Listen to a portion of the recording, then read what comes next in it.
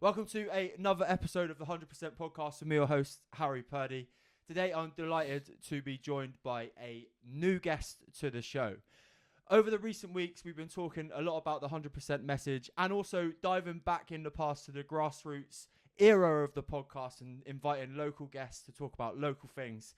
So today's guest, PE teacher, recent ultra-marathon runner and local grassroots footballer, Mr. Jack White. Welcome to the show, mate.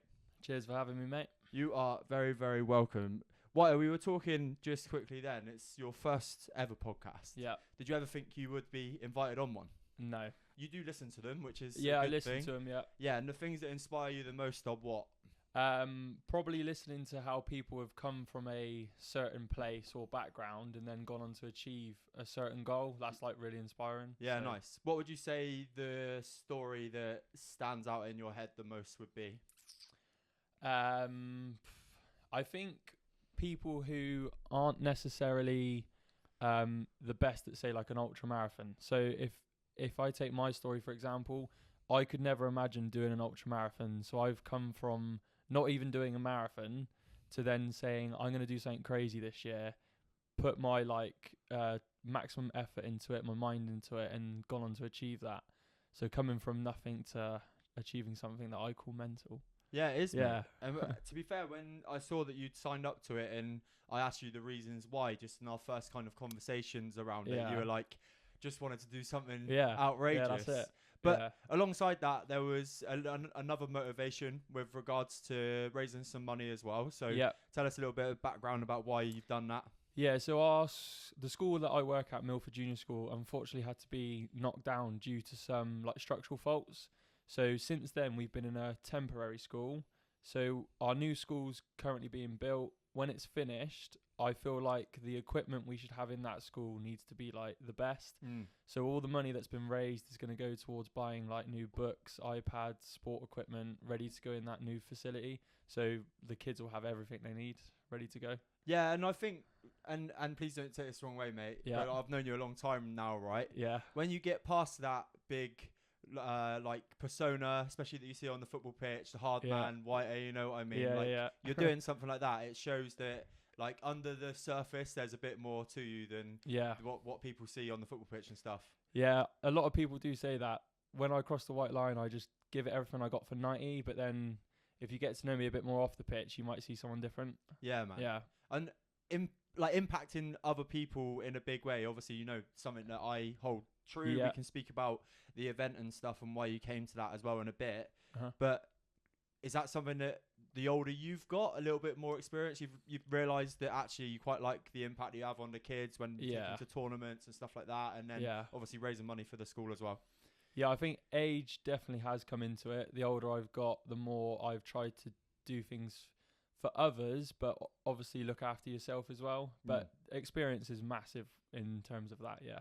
Amazing, man. So like we said, we've known each other a long time. I think it's definitely worth us talking a little bit about your football and all of those kind of things. Obviously, when the last year, I think, of Montacute you were involved with. So what can you remember from those times? So very good season. We didn't necessarily hit the heights we wanted to in terms of like winning a trophy. But I thought the football we played for that standard and the players we had for that standard was really good, and I really enjoyed it, which is the main thing. Yeah. So. When you look at yourself then, which would have been 6 seasons ago now? Yeah, something like that. What would you say the differences are of Jack White then to now? My positioning's better now. Yeah. So I run less. And I would say I'm a lot stronger physically and mentally. So I think I was a boy back then, whereas now I think I'm on the pitch a man. Yeah. So I'd say that's the big difference. When it comes to your mindset around your own game then, so I think I actually had a chat with Fraser we spoke about confidence and like sometimes it's not the best thing for players when they come across as overconfident. You got to kind of demonstrate confidence and like show that you're a good player before you start with the swag and whatever. But I wouldn't ever say as your manager that it was like a confidence thing. It was always a competitive edge that you would. It wasn't like you were one of those players that, and it's still the same now, I imagine. A manager doesn't need to get into your ear to motivate you for a game of football. Nah. So where does that come from? Probably dad. Yeah. Yeah, probably Dad. Because he was my manager at youth level for like probably a good 5 years, and I never used to win anything in terms of like individual accolades at youth level because he was the manager. Yeah, yeah. But I wasn't bothered about that. I just wanted to win on the pitch. And I knew my role as well. My role was to tackle and pass to the players who had the talent. So like you might look at me and think, oh, I'm the talented player, but I've played with players a lot better than me. So I knew my role was to win the ball back and give it to them. Yeah, and when you look back at those lads that you've played with, you've been fortunate enough to grow up around somebody that's gone on to develop into a pro footballer. Yeah. Has that had a good influence on you? Yeah, definitely. He is a role model, and he'll probably laugh at me saying that, but he is definitely a role model in terms of football and stuff off the pitch. But like, he's my best mate, and I don't think of him as a pro footballer. Yeah, I love going to watch him, but I think I love being with him off the pitch more. Yeah, it's mad, isn't it? Yeah. Because I guess when he's playing in front of 30,000 people, like, not in a weird way, but he's 30,000 or maybe 28,000 people's idol at that moment, isn't he? Yeah, yeah. And when you get that kind of, you're like, oh shit, he's actually my mate. It probably feels a bit more special. Yeah, because a lot of people do ask me about him. So I basically say a similar answer that I've said to you, but I just know him as Jordan Story, not Jordan Story, the professional footballer. So, and in terms of like watching somebody like that, as you say, he is a role model. What have you taken from him? Let's just say, as a footballer, and then off the pitch as well. What would you say the two things that you're like? Oh, that's what's made him a bit of a, let's use the inverted commas, role model for me. So I think his like work rate and hard work in terms of getting to the stage he's at now. So there's no reason why if I don't put the same effort in, I can't get to a stage in terms of like completing an ultra marathon. I knew that if I worked hard enough, I'd be able to do that. And then, I mean, in terms of off the pitch, because I've just known him my whole life, everything comes naturally. Yeah. So he's just a good lad to be around, basically. Yeah. So and I experienced that when I had him on the pod, mate. Just so humble, almost. Like you have to pinch him to remind him sometimes that he is a professional footballer. I think I'd say he's so grounded. So like if someone spoke to him that didn't know him, he wouldn't come across as a pro footballer. I don't think, which I think is a good thing. Yeah, for sure. So, yeah. And then when it comes to going into football in general, if you were to say like here over the years that you've played football, 3 things that make somebody an outstanding footballer, what would those 3 things be? Take natural talent outside of it, right? Yeah. Because I think sometimes you are blessed to have good genes or whatever. Yeah. I know you can work on technique, but there's natural ability and then there's the mindset element as well. So I think a good team player, because it's a team sport. I think hard work on and off the pitch. And I'd probably say like positivity. So, because in football, things will not always go your way. For sure, man, yeah. So I think being positive in the moments that are like a negative moment, being positive's huge. Yeah. Because like you just got to keep going and try and get the win. And you always see those teams, don't you, that maybe have got like the sour grapes in their ranks. Like if you can get a goal up on them or like even just dominate a part of the game when they start arguing with each other, you just know that you're going to get the better of them, don't you? Yeah, so when you're in that position when you're not winning, I don't want to fall into that trap. Nah. I want to be in the position where if we're a goal down, our heads don't drop and we keep going. Yeah, I love it, mate. Love it. So heading back to the big one from this year then, obviously you had that, we spoke about the pull that you had and the accountability from raising money. Yeah. But there was always as well that little bit of intrinsic motivation that you were like, I want to do this because I want to do something mental. Yeah. What inspired you to do that? To be honest, I don't really know. I just wanted to, when it was New Year, you know, like everyone makes New Year's resolutions. Oh yeah, sick. I don't really make them. Like I've never really made one. So I just thought to myself, right, this year I'm going to do something mental. And I thought, because of what happened with the school, there's no reason why we can't raise some money alongside it. So I thought, what haven't I done yet? And I was like, I've never done like a marathon before. So I was looking around and I came across like ultra marathons, and I knew people that had done them, and I thought, oh, I don't think a marathon's mental enough. So I'm gonna do not only one, I'm gonna do two, but the second one I haven't done yet. It's coming up. And then, if we speak about like I did exactly the same thing. I don't know if you know that. Obviously, I mentioned it in my keynote at the event, but I went from half marathon to ultra just because I wanted to break that limit a little bit more. Like, I think I knew that because I'd ran half, I could do a whole one again if I trained hard enough. So then it was signing up to the Jurassic Coast Ultra in October, not last year, the year before. But when you go to, there has to be some kind of inside belief as well. And I'm going to just say this out loud. I don't know if your dad will listen to this, but I think you do get a little bit of inner confidence from your dad as well. Yeah, I think so. I think my dad is such a switched on bloke that I think when he says something, I just like, oh, like, you know the answer to everything. Yeah. And whether that's just comes with experience, but or he's blagging it. Yeah, but he ain't wrong often. He ain't wrong often. But I do definitely get a lot of that from him. 100%, yeah. Amazing, man. And then, so when it came to the training for it, I know you did actually put in a lot of fucking graft with your training for the 100k. Yeah. How did you find it? What were the lessons that you learned over? Because it's one thing I want to say, by the way, is we've mentioned ultra marathon here to the listeners, but you didn't just sign up to 54k like I did. Yeah. You went fucking balls in, mate. Yeah. 100k. 100k. So the thing I found hardest with training was fueling. So like you go to work, you then finish work, because I don't really eat that much food at work really, because I'm surprises me, mate. Yeah, because I know, because I do eat quite a bit, but at work I'm just like, you're quite busy all day, and then because my training runs were quite long, I finish work, I then either go home or go to a certain area to start my run, do the run for like 3, 4, maybe even 5 hours, get back in the car, go home, and then have food. But on the run, I was so hungry. And I didn't really understand how important fueling was until I started doing it. So the more I ran, the more I took supplies with me to help me perform better later on in the run. Yeah.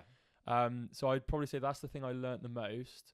But a few people that I want to give a shout out to is Lee Richards, Jodie Bovey and Jan Bovey, because without their experience and advice, I don't think I would have been able to basically achieve what I have achieved, because their advice in training and then in the real thing was huge. Yeah, massive.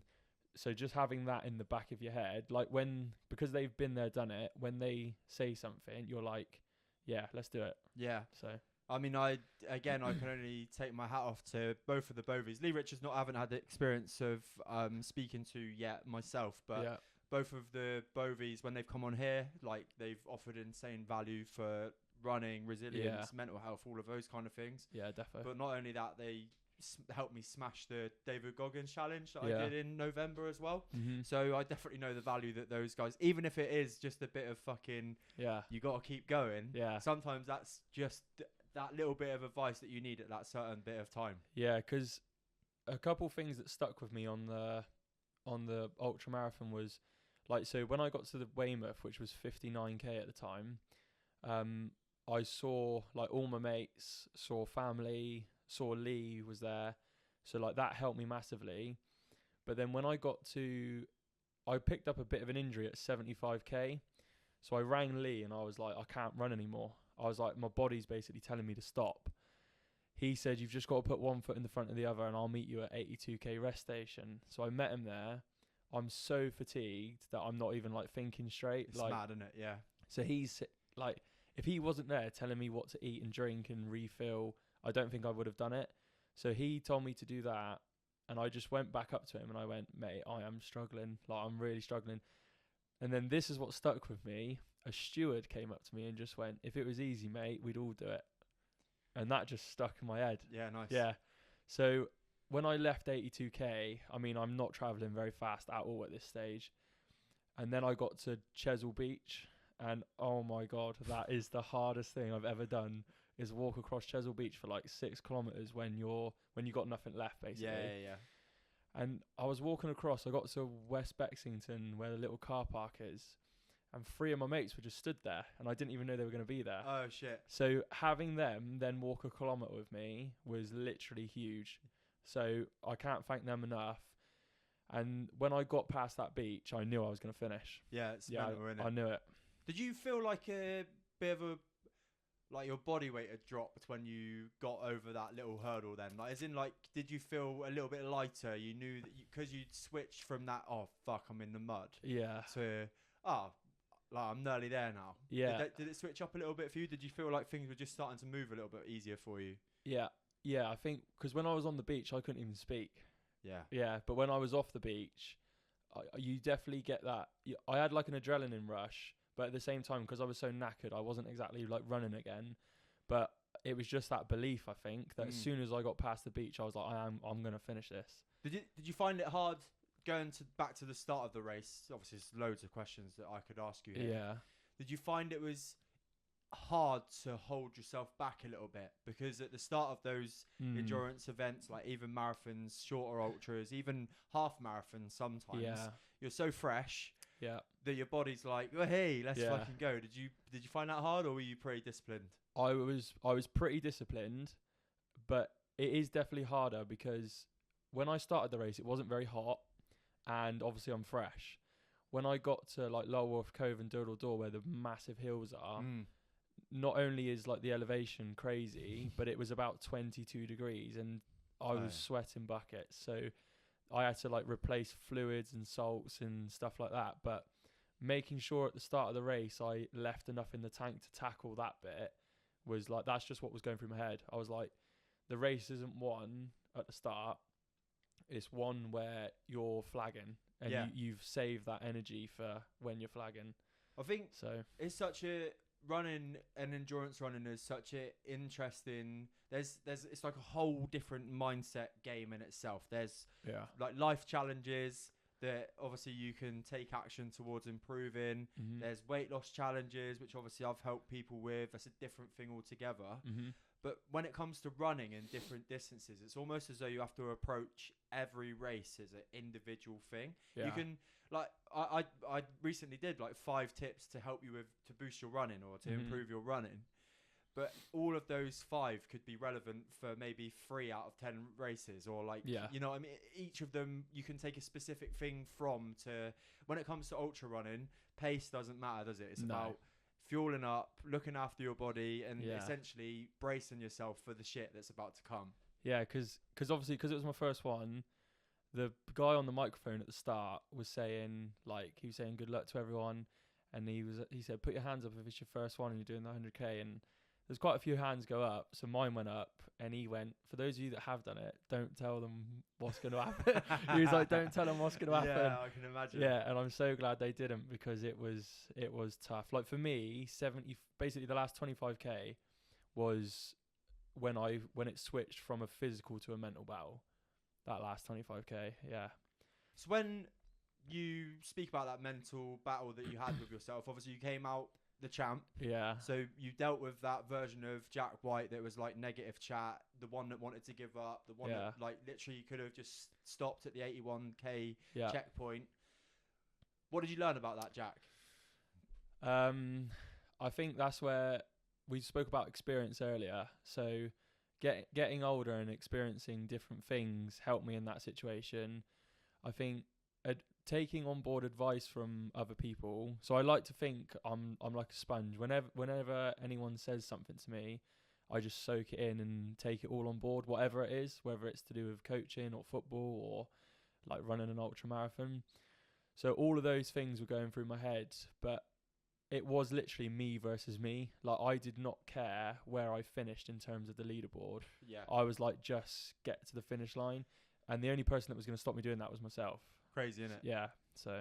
What were the physical things that your brain had latched onto that had to overcome? What was the niggles? What were the parts of your body that started to show? Obviously, I know you couldn't talk, but when it comes to muscles, what else gave up? The worst was my quads. So the only way I can explain it is, you know, like when you tense your leg. So if you were to like straighten your leg and tense it, my leg was doing that, but I wasn't trying to do it. So Oh, my yeah. muscle was like 10. It wasn't cramp because cramp hurts more than what it was. Did you get cramp? No. You So jammy bastard. yeah, I didn't get cramp, so I was buzzing. But my quad muscles just tightened up, but I wasn't trying to tighten them. They were just naturally doing that. So because of that, I had to slow right down, and that's when I just had to keep saying to myself, 1 foot in front of the other, get to the checkpoint. Ones and twos. That's Yeah. what Russ, harder skeezer. Yeah. Yeah. Ones and twos. And the other thing that is stuck in my head recently from him is, if I ain't gonna run, I'll walk. Yeah. If I won't walk, I'll crawl. And if I can't crawl, I'm dead. Yeah. And Yeah. like, I think genuinely, when it comes to those extreme challenges, and I think it's really important to like share to somebody that's listening. You may not feel fully inspired by doing a 100k ultra, right? Yeah. But it is. I think we'd both probably agree on the fact that it is important to find a challenge that will inspire you in some way, right? Yeah, defo. Because for me, it's got to be to do with sport. Yeah. Like, whatever it is, it's got to be to do with sport. So that's why I chose to do like an ultra marathon. But to someone else, it could be to enter a competition that's more academic, or to do with drawing, or like anything. I don't know. But for me, it's got to be sport related, because I'm able to push myself to the limit when it's to do with sport. Whereas with another subject, I might not necessarily be able to, just because it doesn't interest me as much. Yeah. So linking in something you said a minute ago, you said you were like a sponge. Was that the reason why you wanted to come along to the event that I hosted in March? Yeah, definitely. So when you text me about it, I was like, yeah, I'm defo going. Yeah. And the thing I got from it the most was like on the whole motivation. But the reason I got that motivation was hearing other people's stories and being like, really, I ain't been through that much compared to some other people. Yeah, it's crazy, isn't it? Yeah. Like, I haven't been through anything really compared to what they've been through. So, and I was like, if they can go through that and still achieve what they're achieving, I can do this and more. So, yeah, I will do more, but obviously I'd take my time. I'm not going to rush. Yeah, that's right, mate. And I think as well, when it comes to speaking about the event a little bit, obviously you remember the bit, I'm sure you do, I gave everybody the opportunity to say what they wanted to achieve within 3 months. Yeah. And then obviously I'd check in with you to see if you did it. And obviously you sent me a video after the event. Tell everyone what you said you would do. Yeah. So in my video I said, in 3 months I'll complete the Jurassic Coast Ultra 100k marathon, and did it. And obviously in that event as well, what else would you take away from it? Probably the mini battles throughout, whether it was helping someone else, or whether it was me v me, or like meeting new people. I probably spoke to someone for about 20 minutes. We ran together. Class. Yeah. And not only does that distract you from the running, but like you find out things about him, and I think, like he's doing that because of this. So if he can do it, so can I. It's just stuff like that. Like, again, it's like motivational. Yeah. So yeah, it was good. I think without sounding too hustle culture, one of the things, like even when you hear about like Jake's story, Brad's story, and even the conversations that Anna had at my event, and then obviously my history as well. Yeah. Taking that outside of it, when you do listen to people like Goggins, or if you kind of maybe a little bit like Jeff Bezos, and this is what I want to do is take out the equation of like you've been born with talent or you've been born with money. Like, let's just take those people out of the equation. Yeah. But I think there's a lot of people in the space of successful business, successful sports person, somebody who's gone on to achieve magnificent feats. Yeah. There is a element of not that they've just worked hard for it, but they've removed that element of doubt. Like they have the doubt, of course, everybody does. Yeah. Same as you, right? Yeah. Can I do this?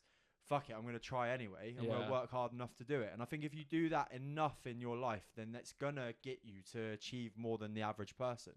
Yeah, definitely. And I think I could have trained as much as possible for this and have been as physically as ready as possible. But you can only train yourself so much for the mental battles you'll have along the way. And I think... And you can't train for you can't go out and run 100k before you run 100k, can you? Yeah, so, exactly. Yeah. So, I mean, I had some mini mental battles maybe when I did 33k, but nothing compared to when I did the real thing. yeah, my longest run was 33. I did two 33Ks in the build up along the Jurassic Coast, and yeah, that compared to the real thing is not even comparable. It's wild, mate, isn't it? Yeah. This is what I mean about running. I think every time you go out and do an endurance event, and do you know what? I'll leave 5k out of the equation. If you're hammering for a 10k PB, Yeah, that can feel like an endurance race because you are leaving everything like on the definitely. course. Half marathons the same, and this is where I'm linking to. The advice that I had to tap into my ultra advice for the half marathon in Bristol that I would give somebody else Yeah. because of the heat, Uh-huh. because it was that hot. My legs just seized. Yeah. For Yeah. the last 5k, it was just about Just getting ones over and the line. twos. Yeah. And really, when it comes to those events, I think you can what's important is you give yourself the experience, and you do get out there and you do get the K's under your feet in your trainers, because then when it comes to the real thing, you can apply what you've learned in those training runs, and then more when it comes to the real thing. Yeah, defo. I think the training has to be as close to the real thing as possible, which is why I did obviously loads of trail runs, but I also did runs along the Jurassic Coast. So I actually took on the Lulworth Cove and Durdle Door Hills before the real thing. There's that. What's the fucking one? Just as you go over Durdle Door, it just drops down, yeah, and then so like a little mountain. The other biggest side, one is Lulworth Cove, but then Durdle Door's got two back to back where you don't even get any breather. You go up, down, and then you're literally back up. Straight back on the hike And again, yeah. And I did quite well. I paced myself to a point where I didn't stop, but a lot of people were stopping, but I don't blame them because it is hard. Yes, on some points there's literally footholds, isn't it? Where it's almost like there's steps wedged into the mountain. The cliff. Yeah, I had hiking poles with me. Oh yeah, which again was recommended. I probably wouldn't have had those if it wasn't for talking to who I mentioned. Did you find them helpful? Oh my god, yeah, they were so helpful on the hills and Chesil Beach. They were huge, those poles. Yeah. So without them, I would have done it even slower than I did anyway. So, but like I said, I wasn't worried about time. I just wanted to cross the line, because I ended up doing it in 21 hours, but I finished 190th out of 490. It's insane, mate. So I was genuinely happy with that. Yeah. So mate, I think this is the thing that is really important. I'm not here to coach you, right? It's a podcast interview, but just anybody, if you put yourself outside of your comfort zone, and you set out to achieve a new goal, it doesn't fucking matter. No, mate. It doesn't matter where you finish, how long it takes you. I don't know, like the likes you get on the post or the YouTube views you get. The fact that you've done it, and against the grain and against the views of maybe what other people would think, or against even your own thoughts, like I'm not sure I can do this kind of vibe. It doesn't fucking matter. And the first 10k I ever ran, mate, I did an hour and 6 minutes at Martok 10k in 2018. Yeah. What a fucking what a difference. But it just started the journey to where I'm at now, right? Yeah. And obviously there's potential, and it sounds like there's a lot of potential that 160th out of 400 for your first 100k, it's not going to be the first one you do. Yeah, so I have got another one lined up, which is in 30 days, which the terrain is not as hard. So on paper, I should do it quicker. Still 100k though. Yeah. That's what I'm saying to myself. Because it is still 100k, it's going to be extremely hard, even if the elevation's nowhere near as bad. So I'm still going to have to work my socks off to be able to complete it. Yeah. And then when I've done that, I'm not going to finish there, but I don't necessarily want to stick to ultramarathon running. I want to do whatever. So one thing that has taken my fancy a little bit is maybe doing a high rocks. Yeah, nice. And then after that, maybe doing another challenge. That's the fashionable fitness at the moment. High rocks. I think that's probably why it's tickled my fancy, because if I have a little scroll through Instagram, it just pops up high rock stuff. So that's probably why it's fresh in my mind. It's listening to you now, mate, as well. Your phone's going to be mate, I swear down the other day, this is a right caveat. Yeah. I mentioned Nando's to somebody in the gym, and within about 5 minutes, a notification popped up on my phone. Yeah. are you it was like, are you fancying a Nando's? Are you ready for your next Nando's? From the Nando's app. Really? You're telling me that's not fucking Yeah. tapped in, mate. I don't know Yeah, what it is. yeah. Yeah. So it's listening to you, mate, talking about High Rocks, and it's Yeah. popping up on your feed. And I'm gonna do other stuff as well, like I might do maybe a cycle or something. Nice. And I haven't looked into it enough to tell you what type of event or what type of bike I'll need or whatever like that, because I'm only going to take things one thing at a time. Yeah. But yeah, I don't want to just stop at doing an ultra marathon, because why not? Why not go and do something else that's crazy? Yeah, nice, man. Yeah. So when you think, like, obviously you use the terminology crazy, and it is crazy. It does take a certain mindset to want to go and do that. Because from what it sounds like with you, mate, it is just about, it's not about proving yourself wrong as such, or proving to anybody that you can. It's just that you want to go out there and say that you've done it, right? Yeah. Where's that stem from?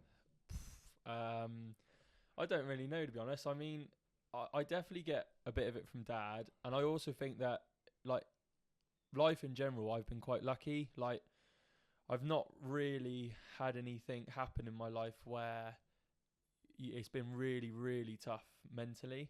So it's having that, like, when I go back to your live talk that you did, listening to some of those stories, I was like, yeah, I've been through one or two things, but it's nowhere near to the extent that those people have.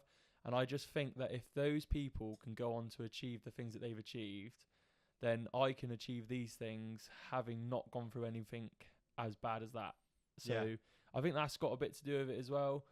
And in general, I just want to be the best version of myself.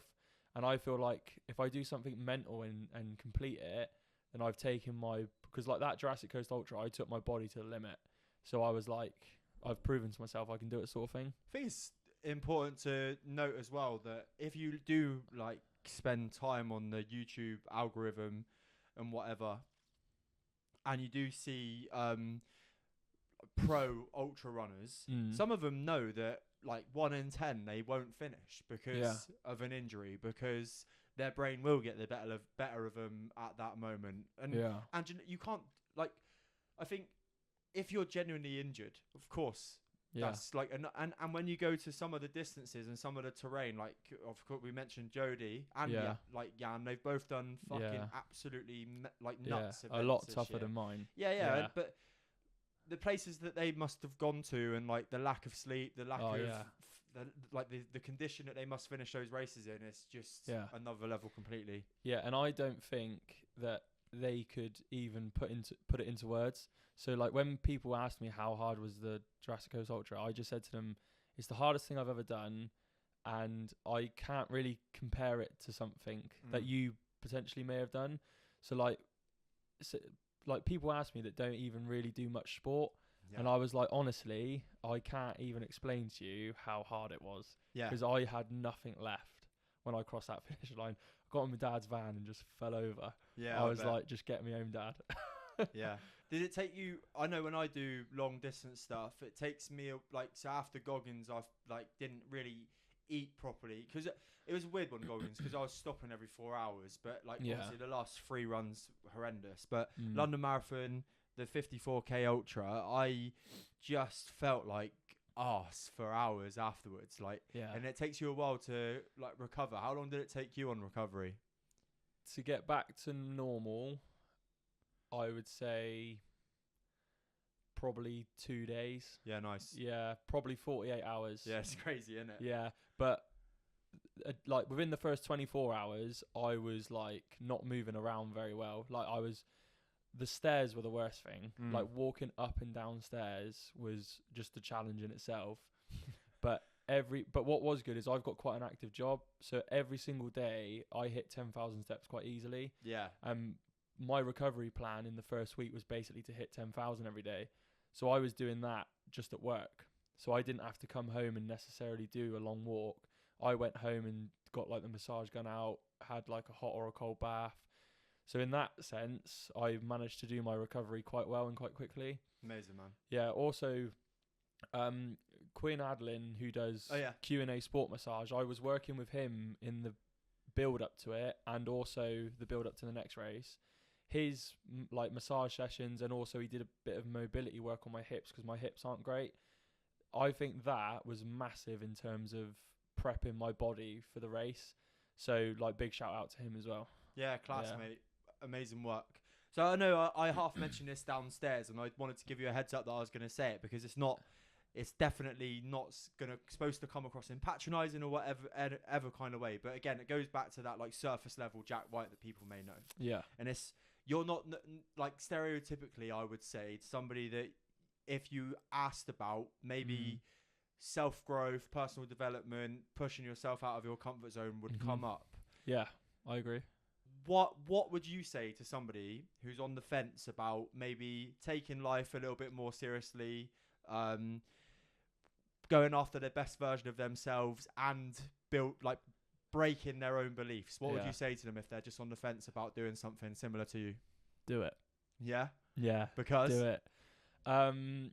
Because I feel great because I've done it. Yeah. So it's a good feeling, and like from my personal point of view is I just wanted to prove to myself. So it was literally me v me. I wasn't trying to, like, if I didn't complete the 100k, the only person that I would have let down is me. Like I wouldn't have let anyone else down. It was literally just me. So because the people at like school and your mates would have gone, fucking fair play for trying. Like yeah. So like I've got a great friendship group. I've got like the people I work with I really like. I like my job. He loves it. Yeah, I love my job. Families, like family are supportive. So if I didn't complete it, that like they wouldn't have cared. Yeah. That the only person who would have cared was me. Yeah. And I would have hated the fact that I haven't done it. Yeah. So that's why I pushed myself to the limit. Is that why you booked another one, just in case? Now, to be fair, I booked 2 because I thought one's not mental enough. Yeah, fair. But now I've done it, it was definitely mental enough. Yeah. But the other one's booked, so we're doing it. Is there part of you that's like, what are your honest thoughts about this one coming up? Are you just out there to enjoy it again? Are you like, fuck, I wish I didn't book 2? Or is there, I know you're going to do it because you signed up to it. But so when I finished the first one, the thing that crossed my mind the most, and it probably crossed my mind the most because this is what a lot of people said is, do you want to change the next one to 50k? And I did really think about it because of how I felt when I hit 75k on this one. But I had a few days recovery, and the person who basically told me to keep it as 100 more than anyone else was Jody. Yeah, so he told me to keep it at 100. He said, you're going to go through a few days of pain now that you finished. But he said, what's a few days of pain? He said, you'll be gutted that you didn't keep it as 100. And imagine saying that you've completed 200k ultras in a year. And I was like, yeah, fair. Yeah, mate, it's definitely something that you can kind of keep strapped to your arm forever, isn't it? Yeah, no matter if you never do another one. Yeah. You did 2 in a year, so yeah, sick. I also think going back to the training and stuff, and you've got to be consistent with it. So like one thing that I cut out was I didn't have any alcohol for 11 weeks. Ooh. 10 weeks in the build up, and then I didn't have it for a week after the run. But 10 weeks leading up to it, I didn't have any alcohol, and I reckon I went on 4 nights out as a designated driver. Class, mate. Because I didn't want to miss out, but at the same time, I knew how hard the run was going to be. Under that surface, there's quite a disciplined geezer, isn't there? Yeah, because the hardest one was George's last game against Bristol City, survive relegation. Everyone's gone out celebrating. I was obviously out celebrating, but I didn't drink. Yeah. So was there a bit of peer pressure? Oh, definitely. Yeah? Yeah, definitely. Come on, Whiter. Yeah, definitely. Yeah, have fun. Go on. Yeah. And if I didn't have a challenge as hard as the challenge was, like, I definitely would have had a beer that day. Yeah. But I knew that what I was going into was going to be hard to the point where I've got to be consistent here. Otherwise, I'm not going to complete it. I know obviously your social group, like they're good, like they like a good few Yeah, beers and yeah, whatever, and you do yeah. have a lot of fun. And I know you've just come back from Croatia. Yeah. But obviously, for somebody like, and this is a self growth podcast, personal development. Uh-huh. Did you notice any differences when you didn't drink for that 10 weeks? Was there anything clear that you remember being like, oh shit, that's like been a positive benefit for that? Yeah, I would definitely say, like, in terms of from a sporting aspect, fitter, sharper, like less sluggish, and like, say if I did have beers, the next day you're a bit groggy and Yeah. stuff like that. So you're obviously fresh the next day, which enables you to do more. Lose a day, really, don't you? Yeah, you basically, if you go on a night out the next day, you are not as efficient as you would have been if you didn't drink. So even if you do get one or two things done, you could have got 3 or 4 if you didn't have a beer. So there is that aspect of it, but at the same time, I do like my friendship groups, socials are great. So I'm not gonna like cut alcohol out forever. No. But when it needs cutting out to achieve something, I will do it. I think one thing that we can take from your story, mate, is the power of having a purpose of a goal. Yeah. To improve yourself in whatever aspect that may be, right? Mm-hmm. You can look at your story with regards to the training element that you put in. It was because you had a powerful goal with a purpose alongside of it that made you do the training. With giving up booze for nearly 3 months, you had a goal that had a purpose that allowed you to do the thing. Yeah. When you look at that as like an overall, when you look at anybody's achievements, it's always because of that big thing in front of them that's keeping their fucking head glued onto the future. Yeah. I think having goals are huge, whether they're short term, medium term, long term. And like I have goals like every day at work. So if I am teaching a P class and I think last week the lesson didn't go as I wanted it to, my short-term goal is to make sure that that class next week is my best P lesson. So I will adapt the session I've got to suit their needs to make sure that when we finished, it's the best possible lesson it can be. And that's just like a short-term goal at work. Has it been... Sorry, mate, I didn't mean to butt in That's there. right. Is it the first time that you've really gone into personal goals in 2025, would you say? Yeah, I would say so, because all my goals in the past have been probably football related. Yeah, more so. Yeah, football related. So yeah, I would definitely say I had personal goals in the past, but this year I've sort of hit them harder than ever, I'd say. Love it, mate. Yeah.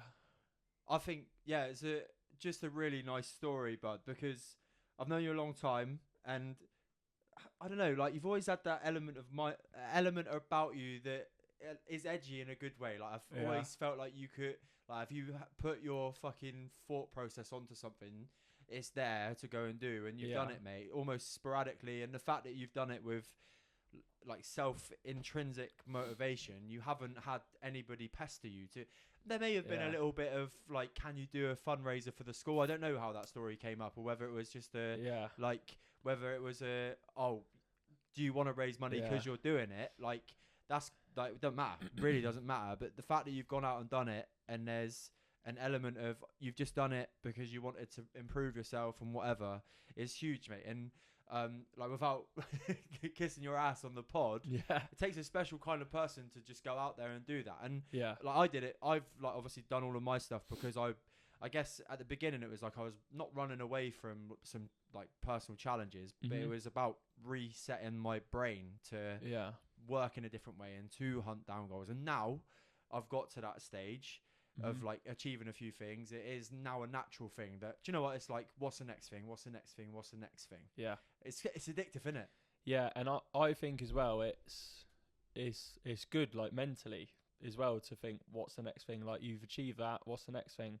Like I do think it's good mentally. Like some other people might like to be more relaxed or something like that, and like don't get me wrong, I love chilling out and not doing much. Fuck me, same here, mate. But at the same time, I do love thinking like I'm gonna finish work tonight, and even if it's football training, I'm buzzing. I got football training tonight. Just something like that, because it's something to look forward to and go and achieve.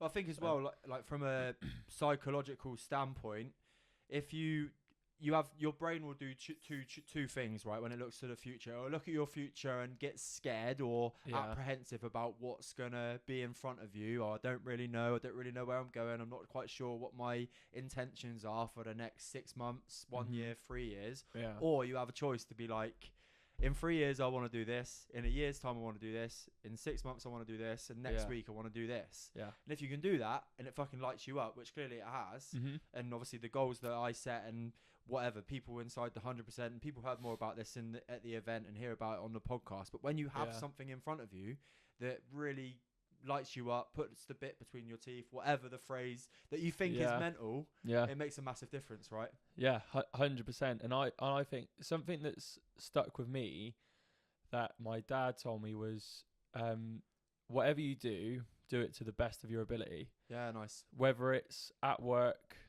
playing football, running an ultra marathon, if you do something to the best of your ability, no one can ask any more of you. So like in the PE lessons that I did today, there's obviously children working at different ability levels. For one child, it might be because we were doing some cricket exercises. If they're hitting the stump every time, to them, that's like them hitting their goal. To another child, it could be just hitting the stump once. Yeah. But that to them is an achievement, so I'm buzzing for them. So it's, if you do something to the best of your ability, no one can ask anything more of you. And I think more importantly as well, as much as, I don't know if you agree, as much as doing that, other people can't ask any more of you, but neither can you. Yeah. There's never an element of self-doubt there that you've left something. And I think that's probably where like that confidence from your previous run comes from. Yeah. You know that you could have sacked it off, and you know that it was fucking tough, undescribably hard. Yeah. Sorry for any of Jack's teachers that have heard me swear about 5 times on not teachers but colleagues. But everybody else could have gone, yeah, mate, it was so hard, and we don't mind that you give up, but you know that you battled against that thought and you still did it. Yeah. And I would just encourage other people who take on similar challenges to do the same thing, because you'll probably feel more proud about it, is the right word. Yeah, so 1,000,000%, mate, for sure. Jack, I think we're gonna start to wrap things up. Like, it's been a sick chat. We did speak. We were gonna like maybe bring in Chelsea, but we don't need to. We can have a chat about it after. We all know they're the best. 2 questions, mate. Yeah. One is traditional 100% podcast. I don't know if you've listened to any with the last question or whatever. Yeah. And the other one, I'm just gonna ask you on the spot today. Okay. If you were to go back to Jack White at 18 and give him a bit of advice for what he could take into his future, what would that advice be? I think it goes back to that sponge. Just take everything in and listen and be accountable for all the things that like you're taking in. So use them. So if you get given advice, use it. Don't think you know everything. Class. I feel like when you're that age, you think you know a lot, and realistically you don't. Yeah. Very much new to the world, for sure, mate. Yeah. Completely agree. And then the best bit of advice you've ever been given is the question that I normally ask on the show, mate. So if you were to cast back, it might be something that you've already mentioned, and that's fine. But if you were to cast your mind back to the best bit of life advice you've ever been given, what would it be? I think it's what I said. Do everything you can to the best of your ability, basically. Quote Kev White. Yeah, boss Class. man. Love it, mate. Yeah. It's been so good having you on, mate. Genuinely, a podcast pro as well, mate. You've come on like a natural. You've spoke with confidence. It's been an absolute pleasure to have you on here. Have you enjoyed it? Yeah, I have enjoyed it. It's been good. Mate, make sure you share the life out of it. I will do. Thank you, mate. If you have enjoyed today's episode, please like and subscribe on YouTube. If you're watching, hi, give him a wave, Jack. And if you're listening to us on Apple Podcasts, be sure to leave a review and a 5-star review as well. And subscribe on Spotify. It will go a long, long way to help on the show. I'll see you here with a new episode every Friday. Take care.